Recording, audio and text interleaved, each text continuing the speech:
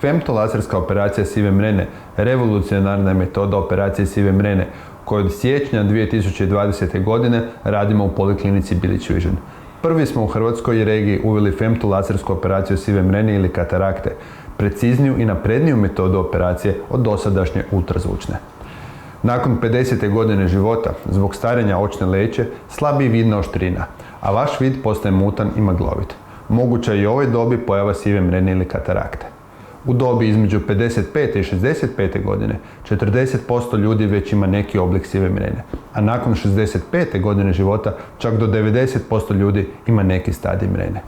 Jedini način na koji možete izliječiti sivu mrenu je operacijom, koja traje 10 do 15 minuta po oku te vas rješava mrene, a ovisno o odabranoj leći koju ugrađujemo u oko, moguće je trajno rješavanje i dioptrijskih naočala za blizinu i za daljinu. U femtolaserskoj operaciji sive mrene više nema kirurškog noža, već se svi rezovi na oku rade laserom, pa tako i najvažniji rez na otvaranju prednje kapsule zamućene očne leće. Pravilnost tog otvora na prirodnoj leći osigurava stabilne vidne rezultate poslije operacije, jer osigurava precizno postavljanje nove umjetne leće u oko.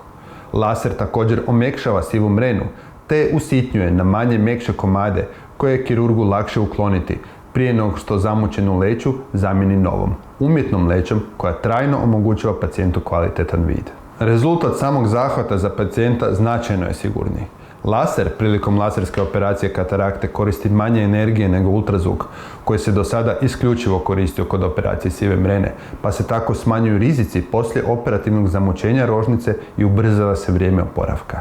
Novom femtolaserskom metodom u Poliklinici Bilić Vision smanjuje se vrijeme operacijskog zahvata, što omogućuje brži oporavak i postiže se najbolja vidna oštrina za pojedinca. Femtolaser je zamijenio i kirurški nož koji se koristio za korekciju astigmatizma. Femtolaser svim pacijentima omogućava preciznost, točnost i brži oporavak. Poliklinika Bilić Vision za oftalmologiju koristi ovu revolucionarnu tehnologiju te svojim pacijentima pruža najbolju moguću uslugu u operaciji katarakte.